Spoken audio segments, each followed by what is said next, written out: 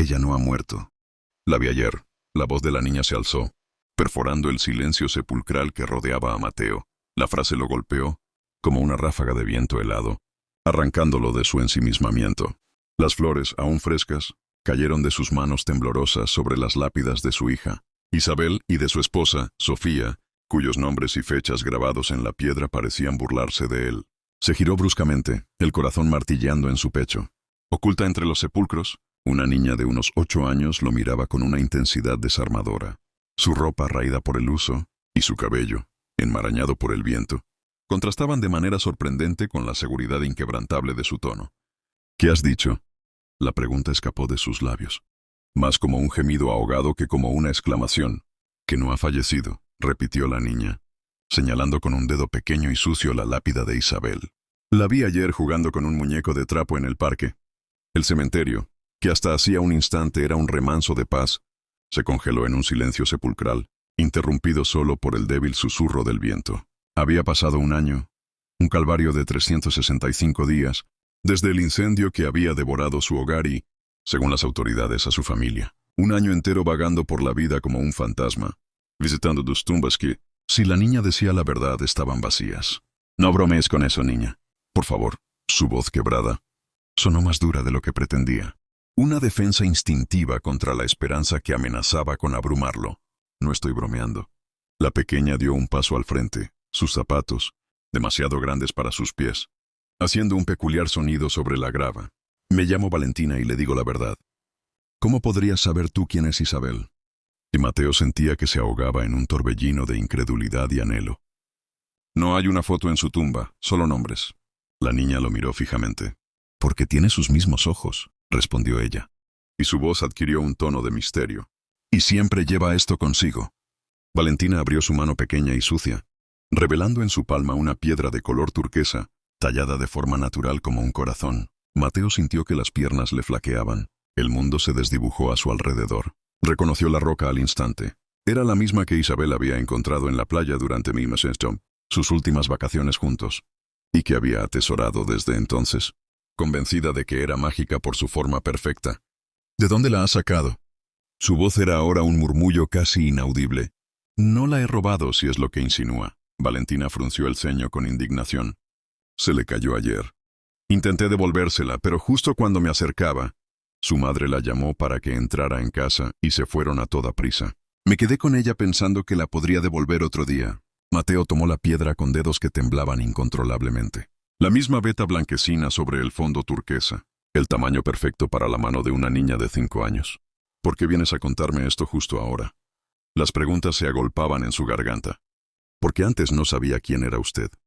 Hoy lo vi dejar flores y llorar, y entendí que era el hombre de los retratos que ella observa antes de dormir. La vi con su madre. Parecen esconderse de algo». El mundo de Mateo, un año de luto y de una aceptación forzada, se desmoronaba por completo con cada frase de Valentina. El sol poniente pintaba el cielo con tonos anaranjados y creaba sombras alargadas entre las tumbas, pero él solo podía ver el brillo de la piedra turquesa en su mano. Era la única prueba, la única hebra de esperanza, de que su vida no había terminado. «¿Dónde las has visto?». La pregunta salió con una dificultad inmensa, como si temiera la respuesta, como si al nombrarla pudiera hacerla desaparecer. «En Valle Serena, cruzando el bosque», dijo Valentina, apuntando hacia el este con un gesto seguro. «Viven en una casita con fachada de piedra y contraventanas verdes. Es una casa muy bonita y un poco apartada del pueblo, donde nadie las molesta». El nombre de su esposa, Sofía, en boca de aquella niña desconocida, fue una sacudida. Nadie en el pueblo de Mateo conocía a Sofía, ya que se habían mudado a la zona solo 3 meses antes del desastre. «¿Y cómo sabes su nombre?», y preguntó, su voz cargada de una desesperación controlada. «Así la nombran los vecinos. Y su hija Isabel siempre la llama Mamá Sofía». Valentina se balanceaba impaciente. «No me cree». Mateo volvió a mirar la lápida. La fecha inscrita en la piedra, las flores frescas que él mismo había puesto. Un año entero viviendo una mentira. ¿Por qué fingirían su muerte? ¿Por qué me harían algo así? Las preguntas no eran para Valentina, sino para los fantasmas que, de pronto, habían cobrado vida. La señora Sofía siempre mira hacia atrás cuando va a vender sus cosas, como con miedo de que alguien la persiga. La observación de la niña era increíblemente perspicaz y detallada. Y a veces cuando piensa que está sola, llora mientras mira un anillo que lleva en una cadena, su alianza. Ella está muy triste, pero no me deja acercarme a ella. Mateo sintió que se ahogaba en una mezcla de pena, rabia y esperanza. Llévame. Las palabras sonaron como una súplica, desesperada e incontenible. Necesito verlas. Valentina negó con la cabeza, sus ojos sabios para su edad. No puedo llevarlo ahora. Hay mucha gente por los caminos. Podrían vernos. Además, la señora Sofía sale a vender por las tardes y regresa tarde a la casa. Y puede que alguien la vea con usted. Entonces, ¿cuándo? Y Mateo se arrodilló poniéndose a su altura, con los ojos encendidos de una urgencia que lo consumía. Mañana muy temprano, antes de que amanezca y la gente salga. Valentina lo estudió con una atención casi adulta. Si promete no gritar ni armar un escándalo, le mostraré dónde están. Y no se le acerque de golpe, podría asustarla y que se vaya de nuevo. Y puede que no la vuelva a encontrar. Lo prometo. Su voz apenas se oyó, un susurro que se perdió en el viento. Nos vemos aquí al alba. Valentina retrocedió empezando a alejarse. Y traiga algo de comer. El camino es largo y me da hambre. Antes de que Mateo pudiera contestar, la niña se había esfumado. Entre las tumbas, con la destreza de quien conoce cada rincón del cementerio como su propia casa. Se quedó solo, de rodillas ante la tumba de su hija, con una piedra turquesa en la mano y el corazón, desbocado por la tormenta de emociones que se había desatado en su interior. Aquella noche, Mateo no pegó ojo. La imagen de Sofía e Isabel, vivas, se repetía una y otra vez en su mente, reemplazando el vacío de un año de luto. Revisó viejas fotografías, buscando cualquier detalle, cualquier pista que se le hubiera escapado. Recordó que, en las semanas previas al incendio, Sofía había estado inusualmente nerviosa, ausente. Él lo había atribuido a la presión de su nuevo trabajo y a la adaptación a la nueva ciudad. Jamás se le ocurrió que pudiera estar orquestando una huida desesperada. El reloj marcó las 4:30. Se levantó. Tomó una mochila con agua, bocadillos y una manta. El aire frío de la madrugada le helaba la cara mientras se dirigía al cementerio. Una parte de él, la parte lógica, temía que todo fuera una broma cruel, que Valentina no aparecería. Pero allí estaba ella, sentada en una lápida, con la misma ropa del día anterior, esperando pacientemente. «Creí que no vendría», dijo la niña al verlo. «Yo pensé lo mismo de ti». Mateo trató de sonreír sin éxito. «¿Trajo comida?» Los ojos de Valentina se iluminaron cuando él asintió. «Bien, la vamos a necesitar. Hay un buen trecho hasta Valle Serena, un par de horas a pie. ¿Por qué me ayudas? Después de todo, no me conoces», preguntó él mientras comenzaban a caminar hacia el este, dejando atrás el cementerio. Valentina se encogió de hombros. «Porque Isabel parece triste. A veces se asoma a la ventana como si esperara a alguien. Y usted parece todavía más triste. Se le nota en la cara que tiene el corazón roto». Hizo una pausa. «Y no me gusta ver a la gente triste. No es bueno para el alma». Con las primeras luces del alba, Mateo seguía a Valentina hacia un futuro incierto, con la piedra turquesa en el bolsillo y el peso de un año de engaños a sus espaldas. Un peso que ahora se mezclaba con una esperanza que lo hacía sentir vivo de nuevo. «Si ve a su esposa y a su hija», dijo Valentina de repente, sin mirarlo, «¿qué hará?» «¿Qué les dirá?» Mateo no supo qué responder. Solo sabía que su vida, que parecía terminada hacía 24 horas, ahora pendía de un hilo de esperanza tan frágil como poderoso. «No lo sé», admitió con honestidad. «Solo quiero saber por qué. ¿Por qué se fue sin mí?» «A veces», murmuró Valentina con una madurez impropia de su edad, «la gente hace cosas malas por buenos motivos. Y se esconde cuando tienen mucho miedo». Con esas palabras resonando en su cabeza, Mateo siguió a su pequeña guía hacia el bosque, donde los rayos del sol se filtraban, iluminando un sendero que podría devolverle a su familia o hundirlo en un abismo aún más profundo. El camino serpenteaba entre árboles antiguos y senderos que solo los locales conocían. A pesar de llevar más de un año en la zona, Mateo nunca había explorado esa parte del bosque. Era un laberinto de naturaleza que solo una niña como Valentina podía navegar con tanta soltura. «¿Vienes a menudo por aquí?», preguntó Mateo tras casi una hora de marcha, sintiendo el cansancio en sus piernas. «Casi a diario», respondió la niña, sin siquiera mirarlo. «Mi abuela vende plantas medicinales y me envía a recogerlas al bosque. Ella dice que son muy buenas para el alma y para curar los males del cuerpo». «¿Y tus padres?», y la pregunta se le escapó. «Mi papá se fue antes de que yo naciera. Mi mamá limpia casas de sol a sol, pero casi nunca está en casa». Vivo con mis abuelos cerca de aquí. Nos ayudamos en todo lo que podemos. Lo dijo sin un ápice de lástima o resentimiento, simplemente como un hecho de su vida. Mateo asintió sintiéndose culpable por su indiscreción y a la vez admirado por la fuerza de la pequeña. El sendero se ensanchaba, la vegetación se volvía menos densa y un suave olor a leña quemada llegó hasta ellos. «Ya llegamos», anunció Valentina deteniéndose en una loma. «Valle Serena está justo ahí. Debemos ser discretos. Aquí todos se conocen y son muy curiosos». Desde la colina, Mateo vio un grupo de casas coloridas alrededor de una plaza. De algunas chimeneas salía humo, señal de que la vida en el pueblo comenzaba. «¿Dónde viven?», susurró. Valentina señaló una casita con fachada de piedra y contraventanas verdes, tal como la había descrito. Ropa tendida se secaba en el patio. El corazón de Mateo latía con tanta fuerza que pensó que se le saldría del pecho. «Espere aquí», dijo la niña. «Iré a ver si están. Los vecinos ya me conocen y no sospecharán de mí». «No, espera. ¿Podrías alertarlas?». La ansiedad se apoderó de él. «Tranquilo, paso por ahí todos los días. No levantaré sospechas». Antes de que pudiera detenerla, Valentina bajó la colina y entró en el pueblo. La vio saludar a algunas personas hasta que pasó frente a la casa señalada. El corazón de Mateo se paró cuando la puerta se abrió. Una mujer salió con una cesta de ropa. Su pelo más largo estaba recogido en una trenza. Era Sofía, su Sofía, a la que había llorado un año entero. Mateo la observó inmóvil. La vio tender sábanas con una delicadeza que conocía tan bien. De repente una niña pequeña salió corriendo. Isabel, su risa, inconfundible incluso a esa distancia, resonó en el aire matutino. Las piernas de Mateo se debilitaron. Se desplomó sobre la hierba, las lágrimas corriéndole por las mejillas. Sin dejar de mirar la escena, Isabel correteaba alrededor de su madre, intentando ayudar. Sofía se agachó para decirle algo y le acarició el pelo. Luego ambas entraron en la casa. «Son ellas, ¿verdad?». Valentina había vuelto sin que él se diera cuenta. Mateo solo pudo asentir, la vista fija en la casa, como si temiera que, al pestañear, todo se desvaneciera. «Las veo casi todos los días», continuó Valentina. «Isabel a veces juega en la plaza, pero su madre nunca la deja sola. Siempre está vigilando todo. ¿Has hablado con ellas?». «No, directamente. Una vez ayudé a Isabel a levantarse cuando se tropezó, pero su madre vino y se la llevó enseguida. Estaba muy asustada». Valentina hizo una pausa. «La señora Sofía siempre parece asustada. No me deja acercarme a Isabel».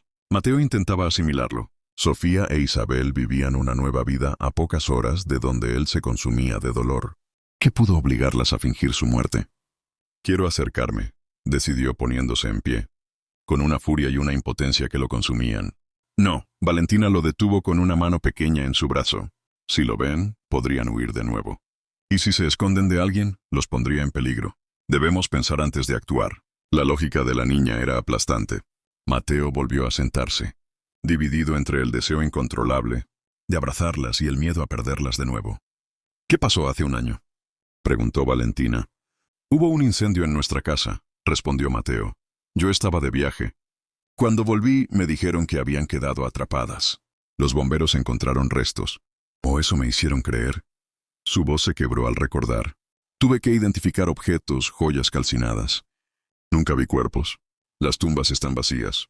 «Entonces fingieron el incendio para huir», concluyó Valentina. «¿Pero por qué?». «¿Qué tienen de malo?». La pregunta quedó en el aire. La puerta de la casa de piedra volvió a abrirse.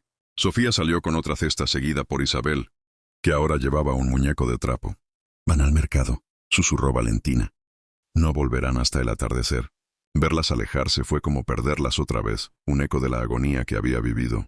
Mateo se contuvo para no correr tras ellas, para no romper el frágil secreto que las mantenía a salvo. «Necesito ayuda», decidió. «Alguien que pueda investigar discretamente, que sepa moverse en este tipo de casos. ¿Conoces a alguien así?». «Sí, Ricardo, un amigo detective, dejó la policía para abrir su propia agencia. Es de confianza. Lo conozco desde que soy pequeño». Mateo sacó el teléfono, pero no había señal. Tendrían que volver al pueblo. Mientras descendían, no dejaba de pensar en la mirada de Sofía, siempre vigilante. Algo o alguien la había aterrorizado al punto de desaparecer. «¿Volveremos mañana?», preguntó Valentina. «Sí, pero no nos acercaremos. Primero necesito saber qué ocurre». La niña asintió. «Puedo ayudar. Conozco todos los atajos, a mucha gente en el pueblo y a todos los que viven en el bosque. Nadie sospecha de una niña». Mateo la miró con una profunda gratitud. ¿Por qué haces esto? ¿Por qué te arriesgas así por un desconocido? La niña se quedó en silencio un momento, como sopesando sus palabras. Porque Isabel tiene mi edad. Pero tiene a su mamá todo el día. Y yo casi nunca veo a la mía. Y sé que a veces se siente muy sola, aunque no lo diga. Y porque cuando lo vi llorar en el cementerio, me recordó a mi abuela cuando mira fotos de mi mamá de pequeña. Y a veces a mí me duele el corazón de la misma manera que a ella. La honesta respuesta de Valentina dejó a Mateo sin palabras. Esta niña, en menos de 24 horas, había cambiado su mundo entero. Te prometo que pase lo que pase, nunca olvidaré lo que has hecho por mí y por mi familia. Se lo debo todo. Valentina se encogió de hombros. Pero una pequeña sonrisa de orgullo se dibujó en su rostro. Solo quiero que Isabel deje de mirar por la ventana como si esperara a alguien. Y que usted deje de llorar en el cementerio. Y que se vuelvan a encontrar. Me gusta el final feliz de los cuentos. El despacho de Ricardo, ubicado sobre una lavandería, olía a café recién hecho y a papel viejo. Era tan discreto como su dueño. Mateo había llegado al amanecer, después de una noche sin dormir. Una niña te ha llevado hasta tu familia supuestamente muerta. Ricardo, un hombre de unos 50 años con el pelo canoso y una cicatriz en la mejilla, se frotó los ojos. Sé cómo suena, admitió Mateo. Pero las he visto. Están vivas, Ricardo. El detective suspiró. Te creo, Mateo. Después de 20 años en homicidios, uno aprende a reconocer cuando alguien dice la verdad y cuando está mintiendo. La pregunta es qué pudo asustarlas tanto para tomar una medida tan desesperada. Eso es lo que necesito averiguar, dijo Mateo, la urgencia en su voz. Ricardo asintió. ¿Quién investigó el incendio? Los bomberos dijeron que fue un cortocircuito. El seguro pagó sin problemas. La identificación, bueno. Y Mateo se estremeció al recordarlo. Nunca hubo cuerpos. Me mostraron objetos calcinados. El reloj de Sofía, una pulsera de Isabel. Los reconocí y me vine abajo. Me dijeron que no había nada que hacer. Me destruyeron la vida y me la robaron. Ricardo empezó a escribir en una pizarra. ¿Qué pasaba en sus vidas justo antes? Amenazas algo inusual. Sofía estaba tensa. Era auditora en Consorcio del Sol, donde yo soy arquitecto. Revisaba contratos de un proyecto gubernamental muy importante, respondió Mateo, intentando recordar hasta el más mínimo detalle. ¿Tu socio Adrián también está en eso? Sí, él lleva la parte financiera. Es mi mano derecha. Ricardo anotó más cosas. ¿Mencionó algo concreto sobre esos documentos? Mateo frunció el ceño, concentrándose. Una noche llegó muy alterada. Dijo algo de cifras que no cuadraban y firmas falsas. Pensé que eran solo errores administrativos, no algo ilegal. Pero la vi con mucho miedo en los ojos. Habló con su supervisor y quizá con recursos humanos para ver qué estaba pasando. Ricardo añadió más notas. Necesito acceder a sus archivos, a su ordenador. La policía se lo llevó todo tras el incendio. Nunca me lo devolvieron. Dijeron que ya no tenía sentido tenerlo. Curioso, murmuró el detective. Durante las horas siguientes, Ricardo hizo llamadas y consultó bases de datos, con una agilidad y una destreza que sorprendieron a Mateo. Al mediodía, varios documentos cubrían la mesa. Mira esto, señaló Ricardo. 3 días antes del incendio, Sofía presentó una queja formal al Departamento de Cumplimiento. Al día siguiente pidió una reunión urgente con el director financiero que fue cancelada de forma extraña. ¿Cómo conseguiste esto? Mateo no podía creer lo que veía. Tengo mis fuentes, sonrió Ricardo con una media sonrisa. Lo interesante es que el oficial que investigó el incendio fue trasladado una semana después de la tragedia. ¿Y adivina quién hizo una generosa donación al fondo de pensiones de la policía ese mismo mes? Adrián. Fue él quien ordenó tapar todo. La sorpresa de Mateo se convirtió en una furia helada. No puede ser. Exacto. Y hay más. Ricardo sacó otro documento.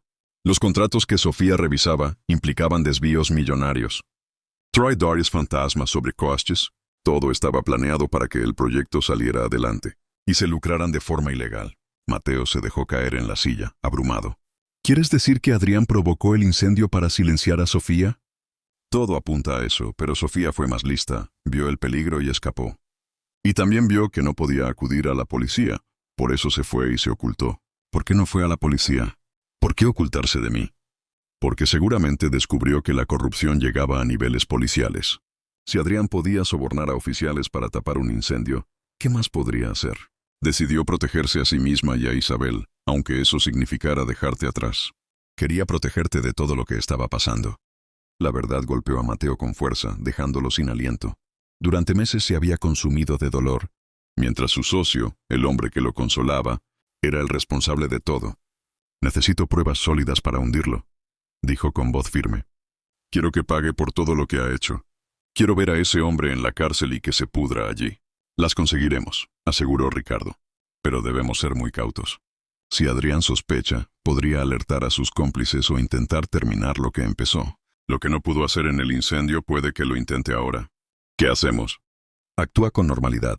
Sigue trabajando con él como si nada. No muestres ninguna emoción ni nada que pueda hacerle sospechar. Manténlo cerca para que no se escape. Al atardecer, el detective hizo un descubrimiento clave. Una transferencia bancaria hecha 2 días antes del incendio a nombre de una tal Elena Robles. ¿Quién es?, le preguntó Mateo. Una antigua compañera de universidad de Sofía. Vive en Río Seco, el pueblo vecino a Valle Serena. Es especialista en documentación para programas de protección de testigos. Trabaja para una ONG, lo que le da una cobertura perfecta. La última pieza encajó. Sofía recurrió a ella para desaparecer. Exacto, y tengo su dirección. Mañana iremos a verla, pero con máxima discreción. Al salir, Mateo recordó su promesa a Valentina. La encontró en el parque. ¿Descubrió algo?, preguntó la niña, sus ojos grandes y curiosos. Sí, pero es complicado y peligroso. No me trates como a una tonta. Ya estoy metida en esto, por lo tanto, tengo derecho a saber, protestó Valentina. Además, hoy oí algo. La señora Sofía mencionó a una tal Elena, a su vecina, de forma muy misteriosa. Dijo que vendría a visitarla pronto. Mateo y Ricardo intercambiaron una mirada. Parece que tenemos una informante muy valiosa. La mejor que he tenido en años, comentó el detective sonriendo a Valentina. ¿Puedo seguir ayudando? Me gusta ayudar a la gente. Sí, pero con reglas, advirtió Mateo. Nada de acercarte a ellas ni correr riesgos. Solo observa y cuéntanos si ves algo raro o escuchas algo. Al anochecer, los 3 trazaron un plan. La verdad emergía entre mentiras y traiciones. Mateo apretó la piedra turquesa en su bolsillo. Ahora un amuleto, un talismán de esperanza. Mañana, prometió Ricardo, visitaremos a Elena y daremos otro paso hacia la justicia. Y para reunir a su familia. Y que por fin todos sean felices, añadió Valentina con su característica sabiduría. La casa de Elena Robles, un modesto chalet en las afueras de Río Seco, tenía un aire de tranquilidad forzada. Una mujer de mediana edad, con el rostro marcado por la preocupación, les abrió la puerta con recelo. Señora Robles, necesitamos hablar sobre Sofía Varela, dijo Ricardo mostrando su identificación. El rostro de Elena palideció. Los hizo pasar rápidamente. Nadie debe verlos aquí. ¿Cómo me encontraron? Soy Mateo, el esposo de Sofía. La mujer lo estudió con una mirada que mezclaba pena y alivio. Te reconozco por las fotos que guarda. Pensé que nunca sabrías la verdad. Me arrepentí muchas veces de haberla ayudado. Las he visto, Elena. Están vivas. Mateo sintió un nudo en la garganta. Se sentaron en un pequeño salón. Elena, con manos temblorosas, le sirvió té. Sofía me va a matar. Todo este esfuerzo para mantenerte a salvo. Y ahora estás aquí. Fue muy valiente de su parte haberlo hecho. ¿Mantenerme a salvo a mí? ¿No lo sabes? Ella no huyó solo por ella, lo hizo sobre todo por ti. Elena relató la historia. Sofía me contactó 2 semanas antes del incendio, aterrorizada. Había descubierto un fraude masivo en la empresa, desvío de fondos, sobornos, materiales defectuosos que pondrían vidas en peligro en el proyecto gubernamental. ¿Por qué no fue a las autoridades?, interrumpió Ricardo. Lo intentó. Presentó un informe confidencial. Pero 3 días después recibió un sobre con fotos tuyas y de Isabel en el colegio, vuestras rutinas, y una nota. Sabemos que fuiste tú. Piensa en tu familia. ¿Por qué no me lo dijo? Golpeó Mateo la mesa, la rabia finalmente desbordándose. Porque la siguiente amenaza fue directa. Si te lo contaba, tú serías el primero en caer. Adrián tenía conexiones peligrosas. Narcotráfico, lavado de dinero, gente muy poderosa. Sofía sabía demasiado, así que fingió su muerte. Fue la única salida, la única forma de salvarte la vida a ti y a Isabel. Ella pensó que si tú las creías muertas, estarías destrozado pero vivo, lejos de las manos de Adrián. Si investigabas, te convertirías en un objetivo. Y ella no podía permitirlo. Mateo procesaba cada palabra. 1 año de dolor, de vacío, mientras Sofía sufría un exilio forzado para protegerlo. ¿Por qué Valle Serena?, preguntó Ricardo. Es un lugar sin registros digitales. La gente allí busca empezar de nuevo. Gente que huye de algo o de alguien. No hacen preguntas. Un lugar perfecto para empezar de nuevo con otra identidad. Tenemos pruebas suficientes para iniciar una investigación seria, afirmó Ricardo mostrando los documentos que tenía en su mano. Esto podría funcionar, dijo Elena, pero deben ser muy cautelosos. Adrián y sus hombres son muy peligrosos. Acordaron una reunión con Sofía en un lugar neutral 2 días, después con Elena como intermediaria. Al salir, Mateo se sentía aliviado y angustiado. El tiempo perdido era irrecuperable. Fueron a ver a Valentina. La encontraron ayudando a su abuela a vender plantas. Mateo le contó una versión simplificada de la historia, lo suficiente para que entendiera. La comprensión de Valentina iba más allá de su edad. Entonces la señora Sofía huyó para protegerlos como en los cuentos, dijo. Exactamente, asintió Mateo. Cenaron con la familia de Valentina. Un hogar humilde, pero lleno de amor y calidez. Su madre, Laura, ausente, trabajaba dobles turnos. A veces oigo conversaciones cuando nadie se da cuenta, confesó Valentina. Por eso supe lo de Isabel. La señora Sofía habla con su vecina Marta, que recibe cartas de Elena. Un día mencionaron el cementerio y su nombre. Mi abuela dice que soy como una radio que capta todas las conversaciones, aunque no quiera. Tienes oídos atentos y un corazón noble, le dijo Ricardo al despedirse. Mateo prometió en silencio que cuando todo acabara, esa familia tendría una vida mejor, que no se olvidaría de la ayuda de esa niña. Estaba listo para recuperar a su familia. El punto de encuentro era un antiguo molino abandonado, a las afueras del pueblo. Mateo llegó 1 hora antes. Ricardo insistió en mantenerse alejado, para que el reencuentro fuera íntimo. Mateo sacó un sobre.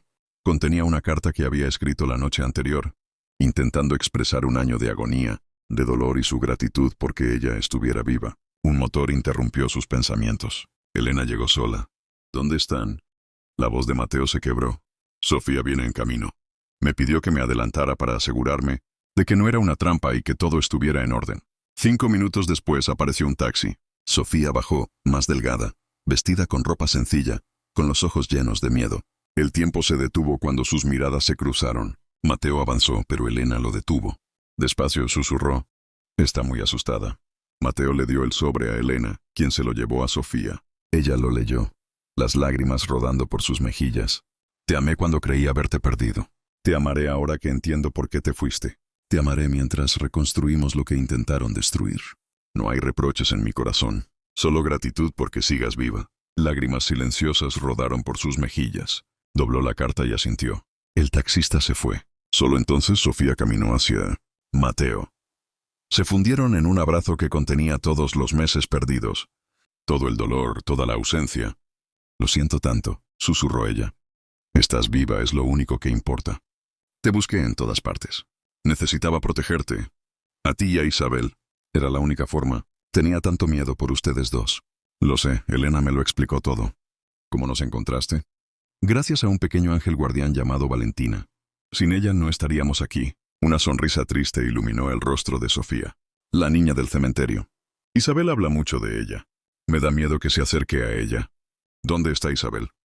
Con Marta, mi vecina. No quise traerla hasta estar segura de que no nos iba a pasar nada. Tenía miedo de que Adrián nos encontrara aquí. Mateo le explicó la investigación, las pruebas. ¿Dónde está la llave? En nuestra antigua casa, detrás del zócalo del armario principal. Brillante, admiró Ricardo, que se había acercado discretamente. Juntos refinaron el plan dentro del molino. Sofía reveló que había una caja de seguridad en el banco central con copias de todos los archivos incriminatorios. ¿Cuándo podré ver a Isabel? Y preguntó Mateo, la voz temblorosa.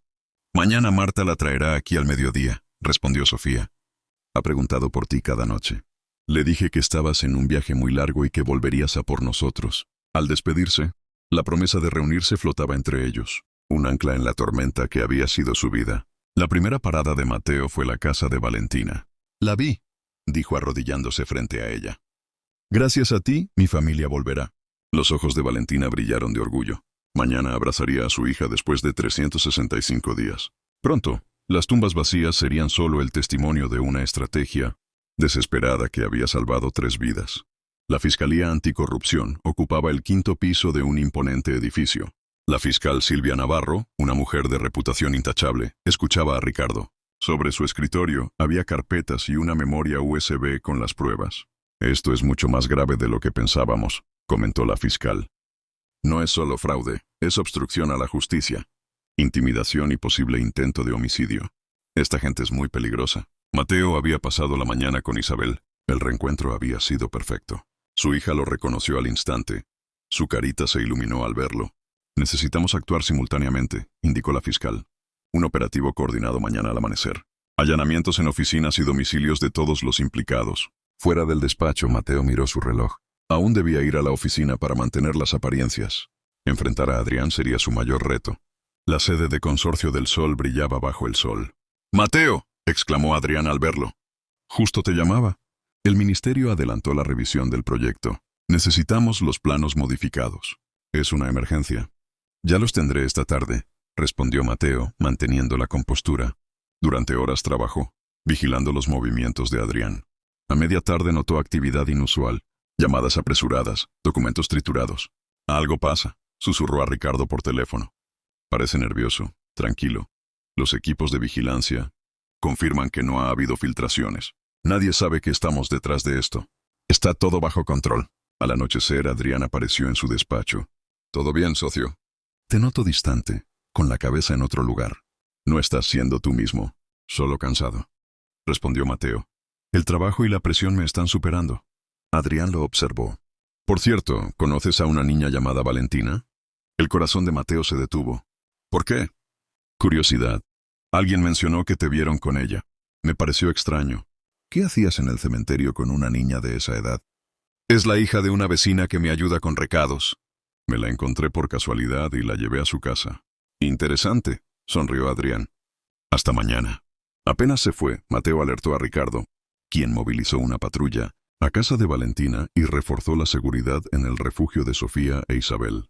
La mención no era casual, alguien los vigilaba. Alguien le estaba informando a Adrián de todo lo que estaba pasando. La madrugada llegó. A las 5:30 la fiscal dio la orden. Desde un vehículo, Mateo observaba la mansión de Adrián mientras los agentes la rodeaban. El operativo fue impecable. El rostro desencajado del empresario, al ver a Mateo a lo lejos, reveló que por fin lo entendía todo. Las detenciones se sucedieron. El jefe de seguridad, funcionarios, un oficial de policía. Encontramos documentación que implica a gente muy poderosa, informó Silvia por teléfono. Esto es una red de corrupción que llevaba años operando. Es un caso muy grande. ¿Cuándo podrán volver Sofía e Isabel? Ya es seguro. Los principales implicados están detenidos y la red ha sido desmantelada. Pueden volver a casa. La justicia ya ha actuado. Aquella tarde, mientras las noticias anunciaban la operación, Mateo condujo a Valle Serena por última vez. Sofía esperaba con las maletas hechas. Isabel jugaba con su muñeco. Se acabó, dijo Mateo abrazándola con todas sus fuerzas. Podemos volver a casa. No tienen por qué esconderse más. El viaje de regreso fue un símbolo de renacimiento, de una segunda oportunidad. Antes de irse, hicieron una parada en la humilde casa de Valentina. La puerta se abrió. Sofía se acercó a la niña. «Así que tú eres el ángel que nos devolvió la vida», murmuró arrodillándose para ponerse a su altura. Las presentaciones fueron naturales. Isabel reconoció a su observadora silenciosa del parque, iniciando una conexión inmediata.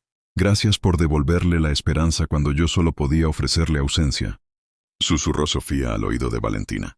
La noticia se extendió por el pueblo como la pólvora. El amanecer pintaba el horizonte con tonos dorados. Cuando llegaron a su residencia renovada, la antigua casa, escenario del incendio, había sido meticulosamente reconstruida.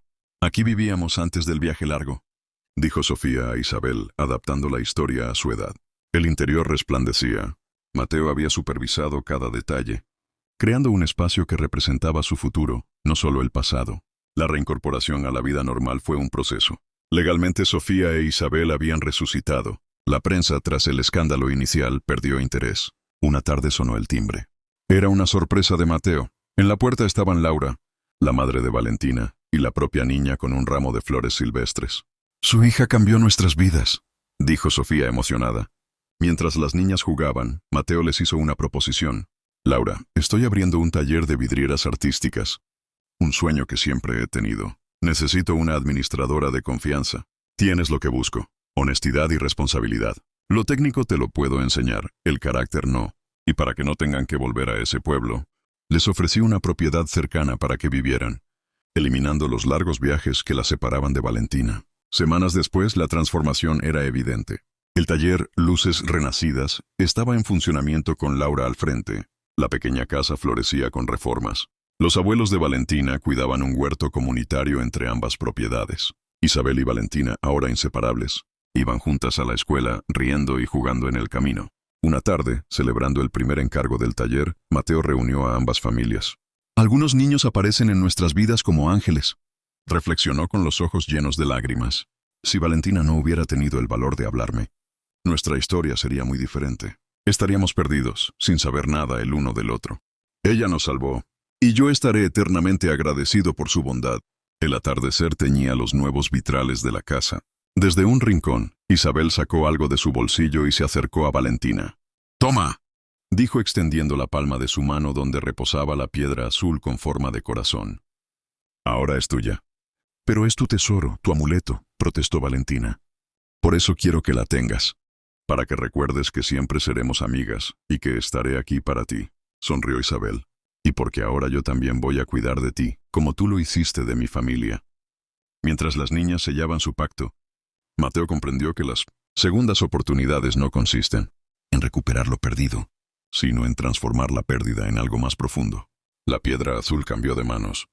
Un corazón literal pasando de una niña a otra, simbolizando cómo un acto desinteresado puede irradiar sanación y amor, como los fragmentos de un vitral, que solo revelan su belleza completa cuando la luz adecuada los atraviesa. Y así llegó a su fin nuestra historia. Si llevas a Dios en tu corazón, suscríbete al canal y deja tu like.